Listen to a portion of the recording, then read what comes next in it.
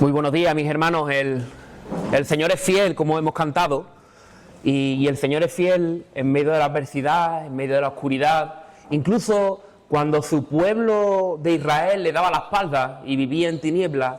Incluso en esos momentos el Señor seguía siendo fiel para con su pueblo. Entre el Antiguo Testamento y el Nuevo Testamento en nuestras Biblias aparece normalmente una hoja en blanco, ¿verdad? Pero esa hoja en blanco significa 400 años de silencio. 400 años donde el pueblo de Israel le había dado totalmente la espalda al Señor. Donde no se escuchaba la voz del Señor, donde el Señor no se mostraba, no había palabra, no había profeta, no había dirección. Y el pueblo le había dado la espalda completamente. El pueblo vivía en oscuridad. Pero en medio de esa oscuridad había un remanente. Había un remanente que estaba esperando la última promesa que el Señor había dado en el Antiguo Testamento por medio del profeta Malaquías. Dice en Malaquías 4:2, dice: mas para vosotros, los que teméis mi nombre, nacerá el sol de justicia y en sus alas traerá salvación. Ese sol de justicia es Cristo, es ese Mesías prometido. El Antiguo Testamento concluye con la mejor promesa que el Señor podía hacer, y es la promesa de que Él iba a venir, de que iba a venir un Mesías que iba a traer salvación para su pueblo. Pero es curioso porque ese sol de justicia, ese amanecer, es cierto que justo antes del amanecer lo que más encontramos es tinieblas, es oscuridad. Antes del amanecer es el momento de mayor oscuridad. Y ese es el momento en el que se encontraba el pueblo de Israel en este momento. 4 siglos, 400 años de completa oscuridad en medio de Israel. El pueblo judío se había hundido más y más en la apostasía. La nación había abandonado el Antiguo Testamento, había abandonado sus promesas, incluso se había olvidado de que la salvación es por medio de la fe. Ese pueblo de Israel estaba luchando, intentando conseguir esa salvación por medio del legalismo, por medio de justicia propia, por medio de obras meritorias. Y al final todos sabemos que su religión consistía en rituales vacíos y que no podían salvar a nadie. La profecía de Malaquías incluía la promesa de que Dios, antes de enviar a ese Mesías prometido, antes de enviar a ese Salvador, iba a venir un predecesor, iba a venir un precursor, iba a venir un heraldo que iba a preparar el camino para ese Mesías. Dice el mismo profeta Malaquías en el capítulo 3, versículo 1, dice: yo envío mi mensajero para que prepare el camino delante de mí. La llegada de este mensajero, la llegada de ese mensajero iba a cortar, iba a romper esos 400 años de silencio. Él sería el heraldo, él sería el que proclamaría que esa luz verdadera, que ese sol de justicia estaba a punto de llegar. Y después de 400 años de silencio, esa profecía en Malaquías, esa profecía de que un precursor, de que un heraldo iba a venir antes del Mesías, es lo que está a punto de cumplirse en este pasaje que vamos a ver en esta mañana. Te invito a que puedas acompañarme a Lucas, capítulo 1, y vamos a leer desde el versículo 5 hasta el 17. Y el título de esta predicación la he titulado El anuncio del precursor del Salvador. El anuncio del precursor del Salvador. Lucas capítulo 1, vamos a leer desde el versículo 5 hasta el 17.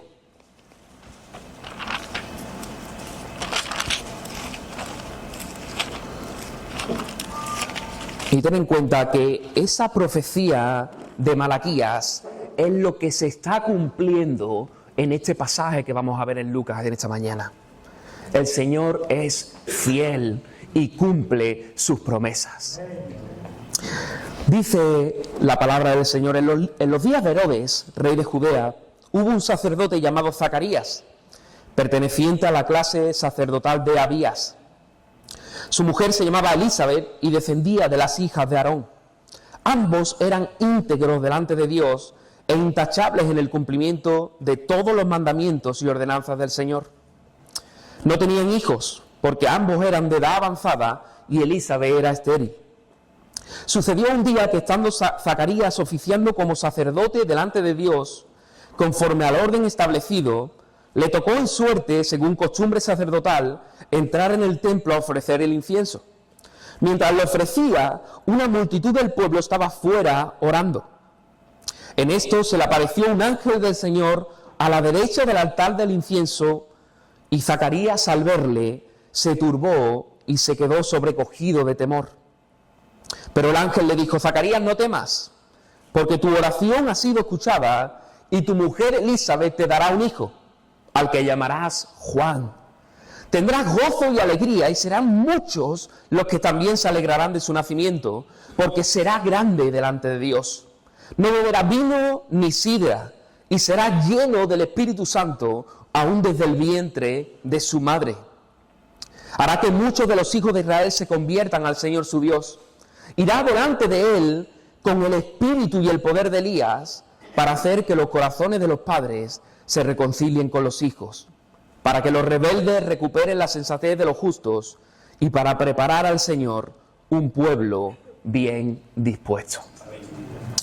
Y el primer título, lo primero que podemos ver en este pasaje, y es el primer título de esta predicación, es el carácter de un matrimonio. El carácter de un matrimonio. Zacarías y Elizabeth formaban una pareja extraordinaria. Una pareja muy adecuada, un matrimonio muy adecuado para ser los padres del precursor del Mesías. En un sombrío tiempo de hipocresía, de legalismo y de ausencia de la verdadera adoración a Dios, dice la Escritura que ambos eran justos. Y a diferencia de los hipócritas, que el Señor les tiene que dar mucha caña, que lo que intentaban es aparentar esa justicia externa ante los ojos de los hombres, este matrimonio, dice la Escritura, que eran justos ante los ojos del Señor, que eran justos delante de Dios. Dios siempre justifica de la misma manera. No hay una diferente justificación en el Antiguo y en el Nuevo Testamento. Mira cómo justificó el Señor a Abraham. Abraham creyó al Señor y dice que le fue contado por justicia. Zacarías y Elizabeth eran justos porque habían depositado su confianza en el Dios verdadero. Habían depositado su confianza en la palabra de Dios, en ese Antiguo Testamento, que es lo que este matrimonio tendría. Zacarías y Elizabeth comprendían seguramente que no cumplían con los estándares de justicia de la ley, no llegaban. Pero también sabían que tenemos y que tenían un Dios de misericordia, un Dios compasivo y un Dios amoroso que está dispuesto a perdonar a todo aquel que se le acerque en humildad y en arrepentimiento. Dios cubre, mi hermano, al pecador arrepentido. Así como Isaías también lo describiría siglos antes, dice: en gran manera me gozaré en el Señor. Mi alma se alegrará en mi Dios. ¿Por qué? Porque me vistió con vestiduras de salvación y me rodeó con manto de justicia. Nosotros mismos no nos podemos vestir ni con vestiduras de salvación ni con vestiduras de justicia. Es el Señor el que nos tiene que vestir con esas vestiduras. Es el Señor el que nos da la salvación. No obstante, mi hermano, Zacarías y Elizabeth, dice la Escritura, que no fueron simplemente justos declarados por la fe, sino que también fueron, ¿qué? Santificados. Dice la Escritura que eran intachables en el cumplimiento de todos los mandamientos y ordenanzas del Señor. Intachables. El hecho de que la Escritura dijera que eran intachables en el cumplimiento no quiere decir que no pecaran. No quiere decir que nunca metían la pata, no significa que jamás pecaron, sino que lo que significa es que su vida se caracterizaba por una vida de obediencia a la palabra del Señor. Zacarías y Elizabeth eran un matrimonio que se caracterizaba por obedecer la palabra del Señor. Ellos vivían en obediencia delante del Señor. Y este matrimonio no cogía las ordenanzas y los mandamientos que más le interesaban y ellos decían, vamos a cumplir este y este que no me interesa tanto lo vamos a dejar a un lado. No, dice la Escritura que cumplían ¿qué? Todos los mandamientos y todas las ordenanzas del Señor. Es decir, tenían una actitud de querer obedecer al Señor por completo. Por completo. Y mi hermano, de este modo, los sacerdotes espirituales que somos nosotros, somos los creyentes de la Iglesia, nosotros somos los sacerdotes del siglo XXI, estamos llamados a vivir vidas como las de Elizabeth y como las de Zacarías, vidas que se caractericen por obedecer la palabra del Señor. Por obedecer la palabra del Señor. Mi hermano, necesitamos noviazgos. Necesitamos matrimonios cristianos en nuestra iglesia que vivan conforme a la voluntad del Señor. Que su forma de vivir haga brillar la luz del Evangelio. Necesitamos a creyentes también que marquen la diferencia en su manera de vivir. Necesitamos a creyentes que se tomen en serio el vivir con el único propósito que verdaderamente importa, que es el de glorificar al Señor. Zacarías y Elizabeth no eran cristianos, no eran un matrimonio que se dedicaba simplemente a venir los domingos a la iglesia, sino que era un matrimonio que vivía para la gloria y para la honra del Señor. ¿Cuánto necesitamos a matrimonios así, verdad? ¿Cuánto necesitamos a creyentes de esta manera, como Zacarías y como Elizabeth? ¿Y sabes qué? Que Zacarías y Elizabeth podían haber caído en el error de mirar a los demás y de compararse. El ambiente, como hemos visto anteriormente, no era un ambiente de buscar al Señor, no era un ambiente de hambre del Señor, no era un ambiente de santidad, sino todo lo contrario. Era un ambiente de falsa apariencia de piedad, era un ambiente de legalismo, era un ambiente de cumplir por cumplir. Pero estas personas, este matrimonio, decide amar al Señor y decide vivir conforme a su palabra, independientemente de lo que hagan los demás, independientemente de lo que le digan los demás, independientemente de lo que vea a su alrededor. Ellos, como matrimonio, podían haber sucumbido al ambiente, podían haber sucumbido a las presiones de los demás y podían haber hecho lo mismo que los demás. Sin embargo, este matrimonio se mantiene firme. ¿Sabéis por qué? Porque ellos no buscan agradar a los demás. Este matrimonio busca agradar al Señor. Y ellos desechan cualquier excusa.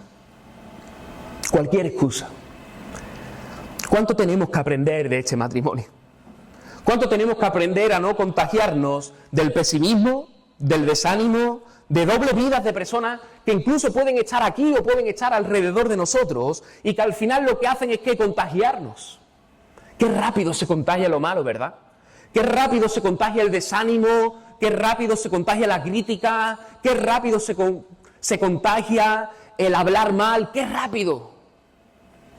Qué rápido. Pero tenemos un matrimonio que se mantiene firme y que no se deja contagiar por lo que hay a su alrededor. No te fijes en los demás. Lo único que debo y que debemos hacer es buscar al Señor y hacer su voluntad. De tal manera y que el anhelo de nuestro corazón sea que el Señor pueda decir estas palabras, pero no de Zacarías y de Elizabeth, sino de cada uno de nosotros. Que el Señor pueda ver tu vida y mi vida y pueda decir, intachable en el cumplimiento de todos los mandamientos y ordenanzas del Señor. Esa es nuestra meta. Ese debe de ser nuestro objetivo. Y es irónico, ¿verdad? Es irónico porque un matrimonio que el Señor lo veía intachable, cumplidor de los mandamientos, justos delante de Él, muchos de los que lo conocían, muchos de los que vivían a su alrededor, ¿sabéis qué? Que no lo consideraban así. La triste realidad en este contexto era que no tener hijos significaba que el Señor le había dado la espalda completamente a ese matrimonio, a esa familia. No tener hijos en la cultura de Israel en el siglo I era de las peores cosas que te podía pasar en este momento concreto. Incluso la gente llegaba a pensar que si ese matrimonio, que si esa familia no tenía hijos, lo que significaba era que ese matrimonio estaba en pecado y que tenía que arrepentirse. ¿Tú te imaginas, mi hermano, un matrimonio que lo que necesita verdaderamente es consuelo, que lo que necesita es que las personas que estén a su alrededor estén orando por ella, por ánimo, por consuelo, que en vez de recibir eso, Elizabeth y Zacarías lo que recibiesen es crítica por parte de los demás?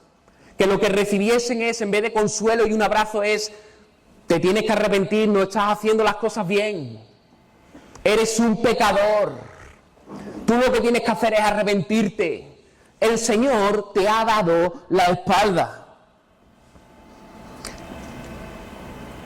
Para Zacarías y para Elizabeth, el no tener hijos y el aguantar no solo la hipocresía de los demás, sino el ser juzgado por los demás, tendría que ser muy duro para este matrimonio, muy duro, muy duro. Y fue largo en el tiempo, ¿eh? No penséis que Zacarías y Elizabeth tuvieron que aguantar un corto tiempo. Dice la Escritura que ya eran de edad avanzada, es decir, pasaron años hasta que este acontecimiento no ocurrió. Pasaron años que este matrimonio anhelaba tener hijos, pero no lo tenían. Pero no lo tenían. A pesar de ser justos delante del Señor, además de querer cumplir con todo su corazón la voluntad del Señor, de querer cumplir con todo su corazón las ordenanzas del Señor, vemos a un matrimonio al final que no tiene hijos. Que no tiene hijos. Y yo no sé si alguna vez te has parado a pensar lo injusta que a veces parece la vida, ¿verdad? Lo injusta que a veces parece la vida. Zacarías y Elizabeth, justos e íntegros delante del Señor, y al final son objeto de burlas, son objeto de críticas, y por si fuera poco el Señor no abre su mano para bendecir a este matrimonio. Y a lo mejor puede haber aquí personas que están caminando en los caminos del Señor, con sus fallos, sí, es cierto, pero buscando agradar y hacer su voluntad, y al final Dios no concede lo que piden, y encima, por si fuera poco, ven a personas a su alrededor que no tienen al Señor o que viven vidas tibias o vidas corrientes, y la vida les sonríe, y todo parece ir sobre ruedas, y todo parece que va bien. Y cuando vienen esos pensamientos, ¿qué pensamos? ¡Qué injusto! Incluso meditamos si merece la pena continuar. Meditamos si merece la pena seguir luchando. ¿Merece la pena seguir viviendo como estoy viviendo? Meditamos en abandonar y en tirar la toalla. Y seguramente que este matrimonio también habrá tenido días malos. Seguro que este matrimonio también habrá tenido ese tipo de pensamientos. Pero estoy seguro que este matrimonio en estos momentos acudió a la presencia del Señor. ¿Y sabéis qué? Que lo mismo que le pasó a este matrimonio también le pasó a uno de los cantores más famosos del Antiguo Testamento del rey David, que es Asaf.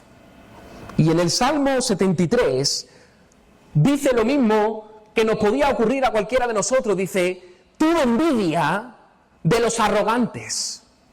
¿Al ver qué? Al ver la prosperidad de los impíos. Asaf vio que había gente que no cumplía la voluntad del Señor, que vivía a su manera y que la vida les sonreía. Y Asaf llegó a ese bucle de decir: es que tengo envidia de estas personas. Tengo envidia de cómo la vida le está sonriendo.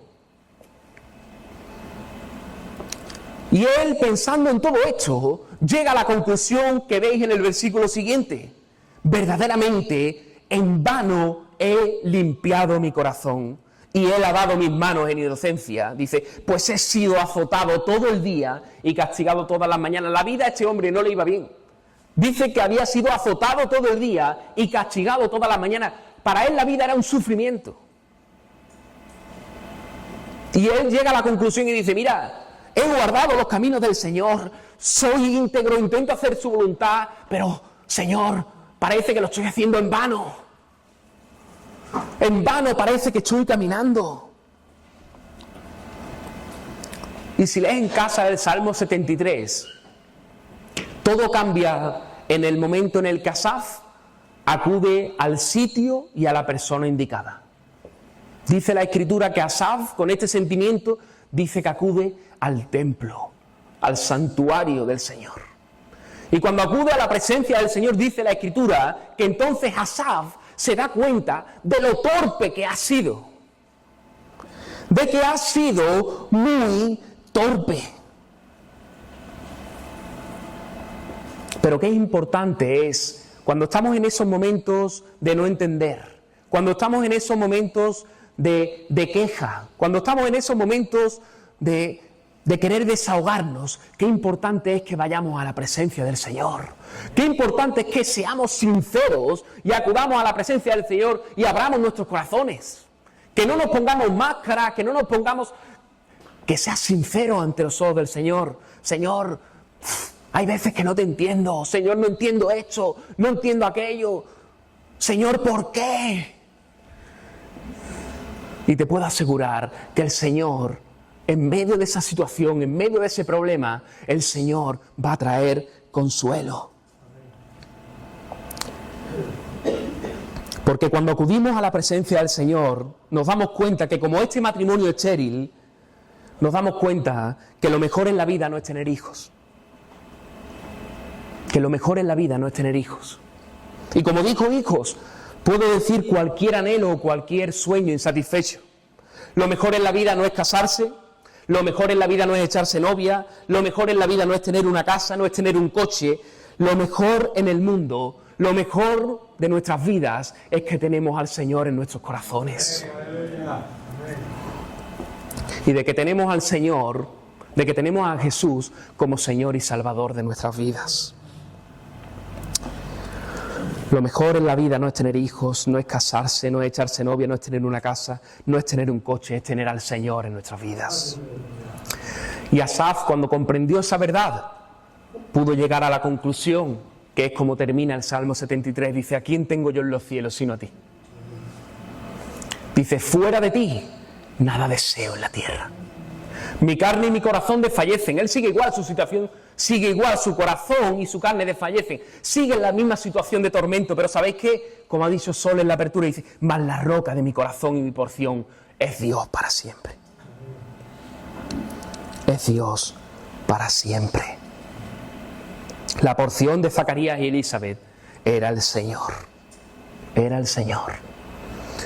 Y necesitamos, mi hermano, que nuestros anhelos insatisfechos, porque todos tenemos algunos, todos tenemos un anhelo insatisfecho, nos pueda llevar a la presencia del Señor, nos pueda llevar a rendir nuestras vidas y que podamos decir como este matrimonio, tú, Señor, eres suficiente. Tú, Señor, eres suficiente.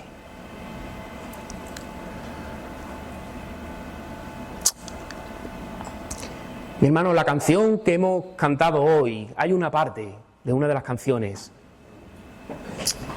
que para cantarla el Señor te tiene que llevar a ciertos sitios y a ciertos momentos duros en la vida. Duros en la vida. Pero que podamos cantar. Y yo me imagino a Zacarías y a Elizabeth con ese anhelo insatisfecho, sin poder tener hijos, con ese sueño que no se cumplía, pudiendo cantar lo mismo, pudiendo cantar lo que hemos cantado esta mañana. Que si lo perdemos todos, y si pierdo todo, pero tengo a Cristo, yo tengo todo lo que necesito.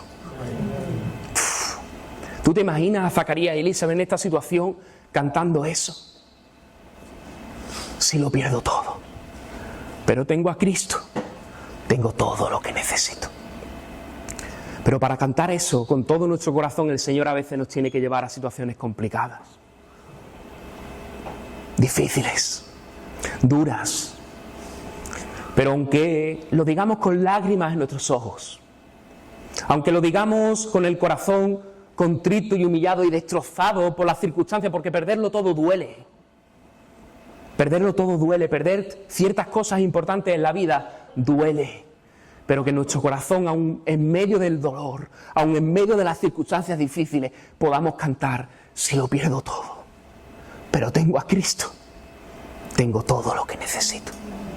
Y que podamos cantar: tú eres mi tesoro, tú eres mi mejor amigo, tú eres mi tesoro, Señor. Este matrimonio cantó en medio de la adversidad: tú eres suficiente, Señor, tú eres suficiente. Y seguramente este matrimonio lloraría noches y noches en la cama. Seguramente este matrimonio lo pasaría muy mal con la presión social, con que no se cumplían sus objetivos, pero en medio de esa adversidad, en medio de los problemas, pudieron cantar: tú eres suficiente, Señor, tú eres suficiente, tú eres suficiente. Y el segundo punto de esta predicación la he titulado el anuncio del ángel. El anuncio del ángel. Nos dice que Zacarías era del turno de Abías. Y puesto que había muchos sacerdotes en todo Israel y solo había un templo, no había más templos en Israel, solo había un templo, ejercían el ministerio sacerdotal por turnos. El rey David había dividido a los sacerdotes en 24 grupos. Y el grupo de Abías era el 8º grupo. Y cada división de esos 24 grupos de sacerdotes se hacían cargo de las tareas del templo 2 semanas al año. O sea que Zacarías durante 2 semanas al año sabía que su trabajo se tenía que trasladar, viviera donde viviera, y tenía que irse a Jerusalén a servir en el templo. Y el hombre se hallaría ejerciendo su deber en lo que le mandaran en el templo. Y dice que conforme a la costumbre del sacerdocio, le tocó en suerte ofrecer el incienso. Y las palabras que utiliza aquí Lucas no describen, Lucas no es consciente, o al menos no nos lo transmite, la alegría, la felicidad, el gozo que sentiría Zacarías al haberle tocado en suerte el poder ofrecer el incienso en el altar. Ser elegido en suerte para ofrecer el incienso, entrando en el santuario, entrando en ese lugar santo, era el más alto honor para un sacerdote. Es decir, el que le tocara en suerte ofrecer el incienso era como a nosotros hoy que nos toque la lotería, que nos toque el gordo. Es decir, es algo de muchísima alegría y de un privilegio y de un honor grandísimo. Y debido a la gran cantidad de sacerdotes que había sacerdotes que morían y que jamás habían tenido el privilegio de poder ofrecer el incienso en ese altar. Por lo tanto, para Zacarías fue una experiencia única. Única no solo por el incienso, sino por lo que le ocurriría después. Pero ya nada más que el simple hecho de ofrecer el incienso era una oportunidad única, era un auténtico privilegio. Los sacerdotes en el templo, ese altar del incienso, siempre tenía que estar encendido. Ese altar del incienso se encontraba en el lugar santo y estaba muy cerca de ese velo que separaba ese lugar santo del lugar santísimo. Y un sacerdote, al que le tocara, ofrecía el incienso por la mañana y por la tarde.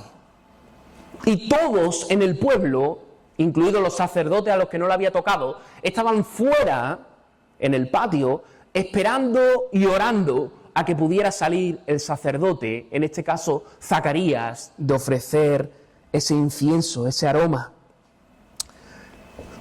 Imaginaros, Zacarías va de camino al altar del incienso y siempre lo acompañan dos sacerdotes. Uno de ellos lleva carbones encendidos y esos carbones los deja en el altar del incienso, y el otro, en un frasco de oro, lleva lo que es el incienso y lo deja colocado al lado de donde están las ascuas, donde están ya los carbones encendidos, y lo deja puesto al lado del altar. esos dos sacerdotes se van y es Zacarías solo en el lugar santo cuando coge el frasco de incienso de oro y mientras que ese incienso empieza a caer en ese carbón encendido y se empieza a llenar la habitación de ese humo provocado por el incienso, ese olor fragante, porque ese incienso tenía que tener aromas, especias aromáticas que no solo causaran ese humo, sino que causaran un olor fragante en medio del templo. Pero mientras que Zacarías ofrecía el incienso, Zacarías tenía que estar orando al Señor. La costumbre era que ese sacerdote tenía que estar orando y oraba por la llegada del Mesías. En ese momento, el sacerdote tenía que orar por la llegada del Mesías, por la paz de Israel, por la bendición de Israel. Mientras que ese sacerdote echaba el incienso, su corazón tenía que estar en completa intercesión entre el Señor y el pueblo. Oraba por arrepentimiento, oraba por perdón, oraba, pero sobre todo oraba por esa paz de Israel que sería con la llegada del Mesías. Sería con la llegada del Mesías. Al final ese incienso que provoca al final ese humo, esa especie de humareda con ese aroma, eso representaba en el Antiguo Testamento a las oraciones de los santos. Esas oraciones que subían al trono de la gloria con ese olor fragante que le produce al Señor la oración de creyentes piadosos. Y de repente, cuando Zacarías está en el momento de ofrecer, cuando ya el humo del templo se está llenando con el aroma, cuando Zacarías está orando, está intercediendo por el pueblo, por la llegada del Mesías, dice la Escritura que de repente aparece un ser increíble. Aparece un ángel. Únicamente no se nos dice ni cómo era el ángel, ni qué aspecto tenía. Un poco después, en la siguiente predicación, veremos el nombre de ese ángel, pero en este fragmento no se nos dice absolutamente nada, simplemente se nos dice que estaba a la derecha del altar del incienso. Y la presencia de ese ángel, como es normal, llenó de temor a Zacarías. Y al final es la reacción natural de cualquier persona que ve a un ángel. Lo he dicho en anteriores veces. A veces pensamos que los ángeles tienen carita de niño, que son súper adorables y que parece que tenemos ganas hasta de acariciarlo.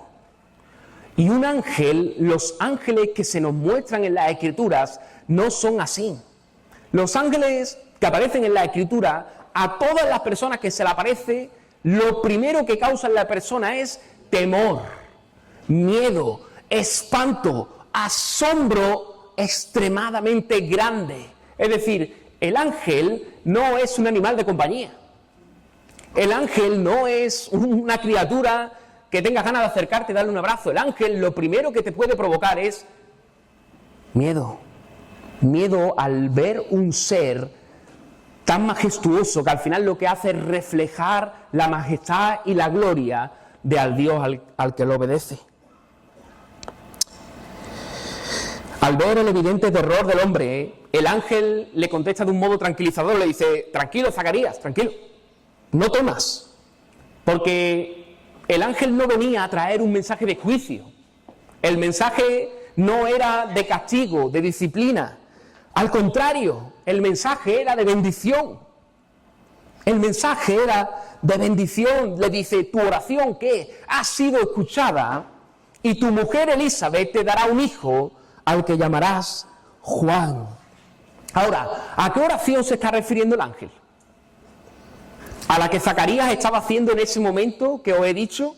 De pedir por la paz de Israel, por pedir la llegada del Mesías, por pedir y por interceder por el pueblo, o se estaba refiriendo a la oración que durante años, seguramente, tanto Zacarías como Elizabeth estaban pidiéndole al Señor por un hijo. Realmente no tenemos argumentos bíblicos para decantarnos por ninguna de las dos opciones, pero la respuesta más sabia sería decir que el Señor contestó a ambas. El Señor contestó a ambas oraciones. Contestó a Zacarías porque el anuncio era la promesa de un niño profetizado por Malaquías. ¿Para qué? Para ser el precursor del Mesías.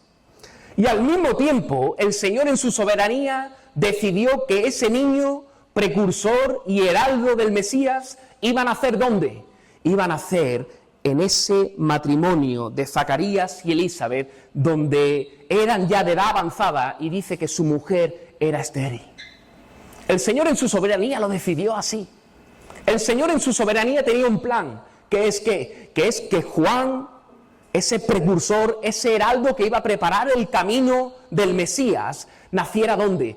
Naciera en el matrimonio de Zacarías y Elizabeth, para así también poder contestar a la oración de ese matrimonio.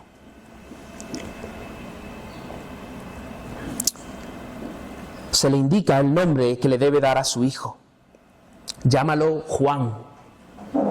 Y Juan en hebreo significa el Señor tendrá misericordia. El Señor tendrá misericordia. Y mis hermanos, el Señor ha tenido tanta misericordia con nosotros. Y aunque tengamos anhelos insatisfechos, aunque tengamos, porque todos seguramente de los que estemos aquí tendremos un pero.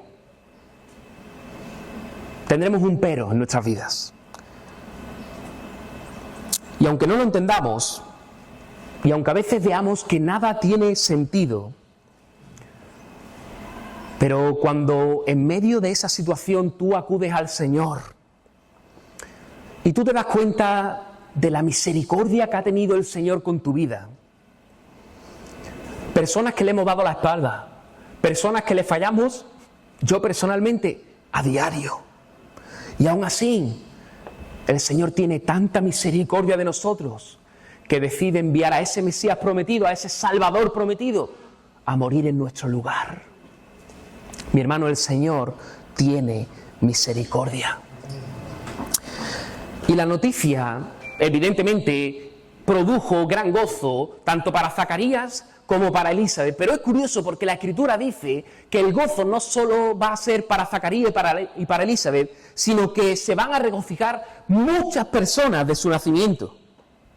Y yo me pregunto, ¿por qué tendrán gozo y alegría sus padres como es normal, pero muchas personas? Y siguiendo nuestro texto, dice que es porque será grande ante los ojos del Señor. Por eso se van a alegrar sus padres y por eso se van a alegrar muchas personas, porque dice la Escritura que será grande ante los ojos del Señor.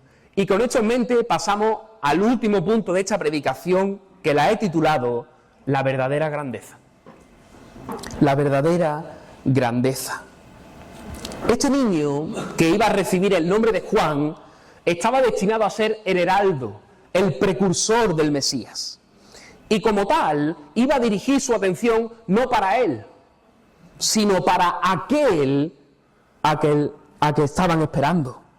Y acerca de cuál Juan iba a decir, he aquí el Cordero de Dios que quita el pecado del mundo. Juan iba a enfatizar la necesidad de la verdadera conversión como el único camino por el que el pecador podría entrar ante la presencia del Señor, que es Cristo. Que es Cristo. Y al final, ¿sabéis cuál es el deber y el propósito del heraldo, del precursor del Evangelio? El objetivo no es que apunte a Él.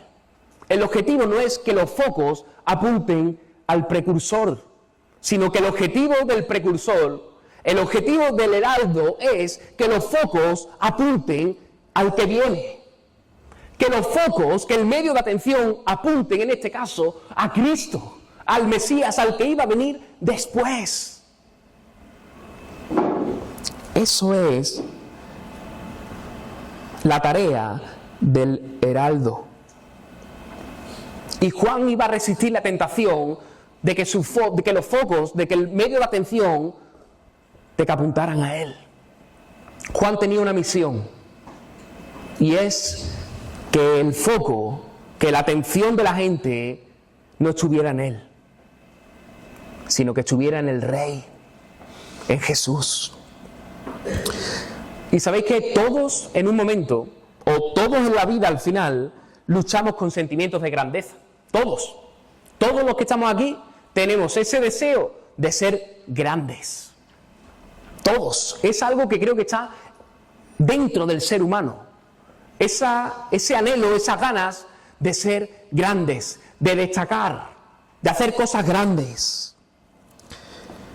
Pero déjame decirte que hay un sentimiento de grandeza que es positivo.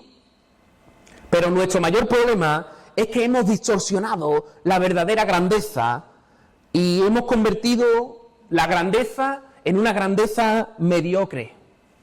Hemos relacionado la grandeza con el egoísmo, con el éxito personal, con el superar a los demás, cueste lo que cueste, con las alabanzas de las personas, con el dinero, con la fama, con el reconocimiento. Eso es ser grande en el siglo XXI. Eso es ser grande en el siglo XXI. Pero ¿sabéis qué? Que Juan es grande de la única manera que importa. Juan es grande delante del Señor.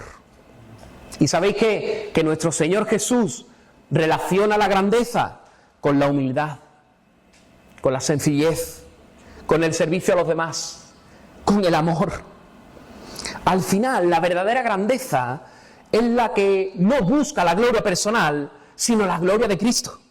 No es la que busca la alabanza personal, sino la alabanza a Dios. Al final, el ser grandes para Dios no apunta a uno mismo, sino que apunta ¿a quién? A Cristo, a Dios. Esa es la verdadera grandeza. Ese es el deseo de ser grande que tenemos que tener nosotros. El ser grande no para que destacar, no para que nuestro foco, no para que la atención esté sobre nuestra persona, sino para que al final el foco, la atención de los demás esté en Cristo. Esté en Cristo. El ser grande no apunta a uno mismo, sino que apunta a Cristo. El propio Juan más adelante nos da la clave para ser verdaderamente grandes. En Juan 3:30 dice: es necesario que Él crezca y que yo mengüe. Para ser grandes, Cristo tiene que crecer en nosotros. Para ser grandes, mi carácter, mi personalidad, mi yo, tiene que menguar. Esa es la verdadera grandeza. Que Cristo en mí aumente y que el yo, mi ego, mis anhelos de grandeza personal, baje. Esa es la verdadera grandeza. Esa es la verdadera grandeza. Cristo tiene que crecer en nosotros. Para que podamos ser luz, para que podamos ser grandes ante Dios, necesitamos menos de nosotros mismos y más de Cristo. Menos de nosotros mismos y más de Cristo. A continuación, el ángel ofreció dos señales de la grandeza de Juan. Una externa y física y otra interna y espiritual. La primera dice que Juan no beberá ni vino ni sidra. El estilo de Juan se tiene que caracterizar por la templanza, por la moderación y por la abnegación. Y si te das cuenta, y lo veremos más adelante, su selección de vestuario, su estilo de vida, dónde se relacionaba en el desierto, incluso su dieta, reflejaba su indiferencia hacia los placeres de este mundo. Reflejaba que él era distinto a todos los demás. Y en segundo lugar, y es lo más importante, Juan será lleno del Espíritu Santo. Y parece increíble, pero dice que será lleno del Espíritu Santo aún desde el vientre de su madre. Desde su concepción, desde la concepción de Juan, Juan vivirá bajo la influencia, el control y el poder del Espíritu Santo. Y permitidme que pueda poner un paréntesis. Esto es auténticamente un misterio. El que el Espíritu Santo llene desde el vientre de la madre al feto que se encuentra dentro, que se llama Juan, nos hace ver, mi hermano, que no hay ningún niño, por muy pequeño que sea, que no sea capaz de ser receptor del mensaje del Evangelio. Muchas veces pensamos y decimos, es que es muy pequeñito, es que todavía no entiende. Mi hermano, y hermana, tú ora al Señor. Tú ora al Señor. Tú predica el Evangelio. ¿Te entienda o no te entienda? Predica el Evangelio.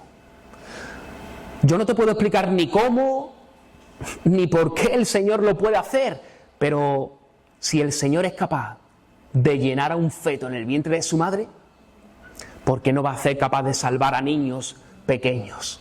¿Por qué no va a ser capaz del Espíritu Santo tener un encuentro personal con los niños de la escuelita? ¿Por qué no? ¿Le damos verdaderamente la importancia que tiene la escuela dominical los domingos aquí en esta iglesia?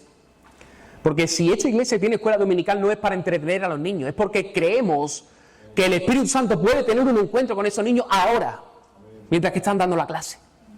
De que el Señor, tal como se está moviendo aquí, su Espíritu también se puede estar moviendo en esas clases con esos pequeños. Y el Señor puede transformar esos corazones pequeños de piedra en corazones de carne. El Señor lo puede hacer ahora. Pero no solo lo puede hacer ahora, sino que también lo puede hacer en tu casa, padre y madre que me estás escuchando. Predica el Evangelio. Vive acorde al Evangelio. Que no es muy pequeñito. Que no lo dejes para mañana, que no lo dejes para el año que viene, cuando ya pueda. Hoy es el día. Hoy es el día donde el Espíritu Santo puede tener un encuentro con tu hijo, con tu hija. Y que ese corazón de piedra se convierta en un corazón de carne.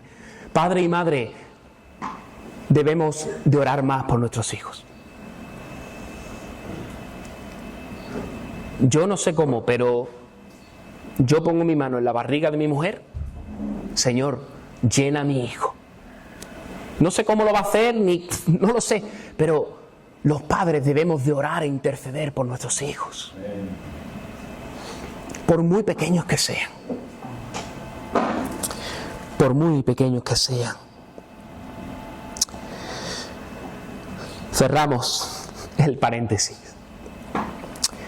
En este pasaje encontramos un contraste muy grande entre la vida espiritual y la del mundo. Mi hermano, Juan no recibiría el poder para tratar su mensaje. Juan no recibiría el poder para llevar el mensaje que iba a llevar por méritos humanos. Ni iba a obtener esa fuerza, esa capacidad por medio de su inteligencia, por medio de méritos humanos, sino que ese ministerio iba a ser llevado por el Espíritu de Dios, por ser lleno del Espíritu. Y es curioso porque este contraste que aparece en Juan de no bebas vino ni sidra, sino ser lleno del Espíritu, es el mismo contraste que el apóstol Pablo utiliza en Efesios cuando dice, no os embriaguéis con vino, lo cual lleva al desenfreno, llenaos más bien ¿de qué? Del Espíritu, del Espíritu. Y cuando dice que no nos llenemos con vino, podemos trasladarlo a cualquier aspecto de la vida. No nos tenemos que llenar con vino, pero además nos dice una afirmación, sino que tenemos que ser llenos del Espíritu Santo. ¿Y sabes qué, iglesia? Que este es nuestro problema principal, que estamos muy embriagados, estamos muy llenos de las cosas de este mundo, estamos muy cómodos con nuestro estilo de vida. ¿Y sabes qué? Que al estar tan llenos de chucherías de este mundo, al estar tan llenos de porquerías de este mundo, no tenemos ganas de comer. No tenemos ganas de comer. No queremos. ¿Sabéis por qué no tenemos más del Señor? Ni somos más llenos del Señor. Porque no queremos. Porque estamos tan llenos de chuche que no queremos ser llenos del Espíritu. Si mi esposa me preparara por sorpresa mi plato de comida preferido, un buen entrecó ahí bueno, pero claro, como es de sorpresa, yo al no saberlo, antes de llegar a casa, me harto de comer chuchería, me tomo un refresquito, me como un paquete de patata y mira, como tenía mucha hambre, me he comido también un bocadillo. Y cuando llego a casa, sorpresa, el plato con el buen filete de entrecó delicioso, espectacular. Pero ¿sabéis cuál va a ser mi reacción? aunque sea el plato de comida preferido, aunque sea una delicia, que o no lo voy a querer y le voy a ser sincero, o me lo voy a comer a regañadientes sin disfrutar. ¿Por qué? Porque estoy lleno de porquería. Porque me he hartado de sushi, me he hartado de paquete de papas, me he hartado de refresco, me he comido un bocadillo de sope, sin saber que me estaba esperando en mi casa, ¿qué? Ese pedazo de plato con mi comida preferida. Y ese es nuestro problema, mi hermano, que el Señor nos tiene preparado delicias, que el Señor nos tiene preparado platos espectaculares, y ¿sabéis qué es lo que nos pasa? Que estamos llenos de porquería, que estamos llenos de la sucia de este mundo, que nos embriagamos, y cuando llegamos no queremos. ¿Pero sabéis por qué no queremos? Porque estamos llenos, porque estamos llenos. Necesitamos que el Señor nos dé hambre de sus cosas. Necesitamos que el Señor ponga hambre por la verdadera comida. ¿Y sabéis cómo va a poner hambre de la verdadera comida? Rechazando también las porquerías de este mundo. Rechazando también la sushi de este mundo. Porque hasta que el ser humano no tenga hambre, y hambre del Señor, no va a acudir a su presencia queriendo más de Él. Queriendo más de Él. Y mientras que suben los hermanos de la alabanza, al final es lo que necesitamos, mi hermano. Necesitamos con urgencia una iglesia, necesitamos creyentes llenos del Espíritu Santo. Necesitamos a creyentes llenos del Espíritu Santo. Necesitamos a creyentes, mi hermano, que no se conformen con el cristianismo light que está tan de moda ahora, sino que podamos vivir un cristianismo que nos podamos negar a nosotros mismos, un cristianismo que no se llene de los vinos de este mundo, un cristianismo que no se conforme a venir simplemente los domingos y pasar un par de horas y para casa y a seguir, que no nos conformemos con eso. Mira, Juan tenía una misión que cumplir. La misión de Juan era ser el heraldo y el precursor de Jesús. La misión de Juan sería la de allanar el camino, la de preparar el camino para el Rey Jesús, que estaba a punto también de llegar. ¿Y sabéis qué? Que para esa misión, para esa tarea, Juan necesitaba ser lleno del Espíritu Santo. Sería imposible cumplir esa misión si Juan no estuviera lleno del Espíritu Santo. Pero ¿sabéis qué? Iglesia Odres Nuevos, que nosotros también tenemos una misión. Juan fue el precursor de Jesús, pero nosotros somos los seguidores de Jesús. Juan fue el encargado de preparar el camino para que Jesús pudiera transitar por él y pudiera llevar el mensaje y pudiera cumplir su obra. Pero nosotros tenemos la misión de ser los seguidores de Jesús. Nosotros somos los que vamos detrás de Jesús, predicando y alzando la voz de lo que Jesús ya ha hecho. Y nosotros tenemos la misión de llenar ese mensaje por todo Jerez. Nosotros tenemos la misión de llevar ese mensaje de Jesús como seguidores por todo Jerez. Y no solo estamos llamados a llevar ese mensaje de Jesús, sino que estamos llamados también a vivir como Jesús vivió. Estamos llamados a vivir como Jesús nos dijo que tenían que vivir sus seguidores. Es decir, tenemos una doble tarea, mi hermano, tenemos una doble misión. Vivir de acorde al Evangelio, vivir vidas que hagan brillar el nombre de Cristo. Y por otro lado también tenemos la misión de llenar el mensaje de Jesús, no solo por todo Jerez, sino por tu barrio, por tu puesto de trabajo, por la universidad, por la provincia, por Andalucía. Es decir, tenemos una misión, tenemos una tarea, no podemos quedarnos lo que tenemos para nosotros. El Señor nos llama a seguirlo a Él, y seguirlo a Él conlleva una misión que es ir y predicar el Evangelio a toda criatura. ¿Y sabéis qué? Que esta misión, esta doble misión, por nuestras fuerzas, estamos perdidos. Por nuestras fuerzas no podemos llevarla a cabo. Por nuestras fuerzas vamos a desfallecer. Por nuestras fuerzas nos vamos a caer. Por nuestras fuerzas nos vamos a desanimar. Por nuestras fuerzas vamos a ver que no somos capaces de. Pero como he dicho antes, que no eres tú, es Él. La iglesia de Jerez, de Odres Nuevo, solo podrá llevar a cabo la misión del Rey cuando seamos llenos del Espíritu Santo. Cuando seamos llenos del Espíritu Santo. Y que mientras cantamos, que mientras que alabamos al Señor, que el Espíritu Santo pueda ministrar nuestras vidas para dejar vinos que tenemos que dejar, ¿entendedme? Para dejar cosas que sabemos que tenemos que dejar. Porque si no dejamos esas cosas, vamos a estar tan llenos que no vamos a buscar del Señor. Y vamos a vivir vidas, ¿sabéis cómo? Estancadas. Creyentes de años y años y años y años y años y años. ¿Y sabéis qué? Que cuando miran hacia atrás dicen, pero si soy el mismo. Si no ha cambiado nada. Si sigo igual.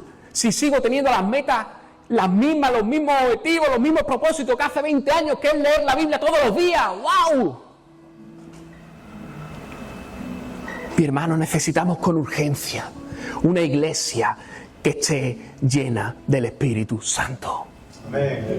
Una iglesia que esté llena, que rebose tanto que tengamos que salir de estas cuatro paredes. Pero para salir de estas cuatro paredes esto tiene que rebosar. Esto tiene que rebosar de adoración, de postración, de llenura del Espíritu. Y hasta que eso no sea real en nuestras vidas, no vamos a poder ser capaces de llevar la misión del Señor. Que el Espíritu Santo nos señale, nos diga esto es lo que tienes que dejar. Esto es lo que tienes que dejar. Y que al mismo tiempo que nos señale lo que tenemos que dejar, pueda el Espíritu, porque eso solo lo produce el Espíritu. Por mucho que yo esté aquí predicando 3, 4, 5 horas, lo que yo te voy a decir, eso solo lo produce el Espíritu Santo, que pueda poner hambre en tu corazón. Hambre en tu corazón. Hambre de buscarlo. Hambre de orar. Hambre de leer la palabra. Hambre de ir y predicar el Evangelio. Hambre, mi hermano, que es lo que nos falta. Hambre por el Señor. Hambre de su presencia. Hambre de sus cosas. Hambre de ser lleno del Señor y querer más. Y decir que no me conformo, que quiero más de ti. Y eso, ¿sabéis quién lo produce? El Espíritu Santo. Así que mientras que estamos cantando, podamos orar en nuestro interior y podamos decir, Señor, Espíritu de Dios, llena mi vida. Aleluya. Pon hambre en mi corazón. Ayúdame a dejar las cosas que tengo que dejar. Ayúdame a decir no a las cosas que tengo que decir no. Ayúdame a las cosas que tengo que apartar por ti, Jesús. Porque como hemos cantado, tú eres mi tesoro. El Señor es mi tesoro.